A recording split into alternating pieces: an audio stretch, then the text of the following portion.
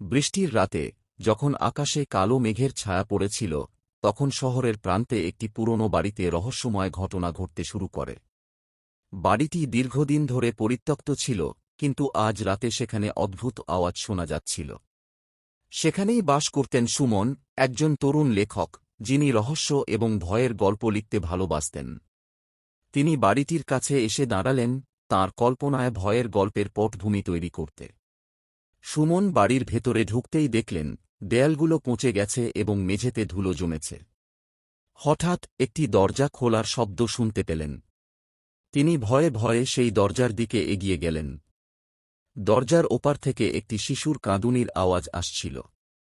সুমন ভিতরে ঢুকে দেখলেন একটি ছোট মেয়ে, যার নাম ছিল মায়া, একটি পুরনো পুতুল নিয়ে বসে আছে। মায়ার চোখে ভয় এবং অসহায়তা। তুমি এখানে কি করছ? সুমন জিজ্ঞেস করলেন। আমি বাড়িটা রক্ষা করতে এসেছি, মায়া বলল।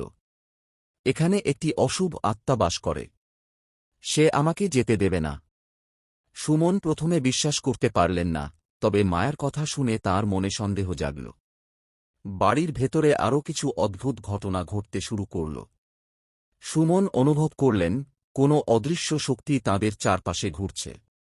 মায়ার পুতুলটি হঠাৎ করে নিজে থেকে নড়ে উঠল, আর সুমনের হৃদয় দ্রুত দৌড়াতে লাগল।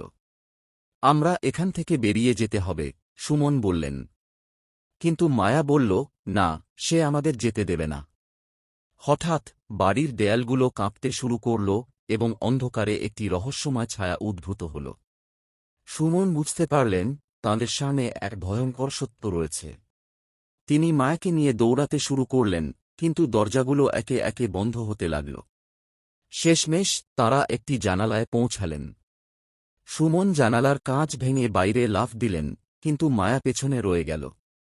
মায়া, সুমন চিৎকার করলেন। কিন্তু মায়ার মুখে এক অদ্ভুত হাসি দেখা গেল এবং সে বলল, আমি এখানেই থাকব। সুমন বাইরে বেরিয়ে এসে বুঝলেন মায়া আসলে একটি ভূতের প্রতীক, যে বাড়ির অন্ধকারে বন্দী। তিনি বাড়িটি থেকে দূরে সরে গেলেন, কিন্তু তাঁর মনে মায়ার কাঁদুনির আওয়াজ এখনও গুঞ্জরিত হচ্ছিল। বাড়িটির রহস্য চিরকাল তাঁর মনে রয়ে গেল। যদি ভিডিওটি ভালো লেগে থাকে তাহলে ভিডিওটিকে লাইক করবেন এবং এরকম কন্টেন্ট আরও পেতে চ্যানেলটি সাবস্ক্রাইব করে দেবেন।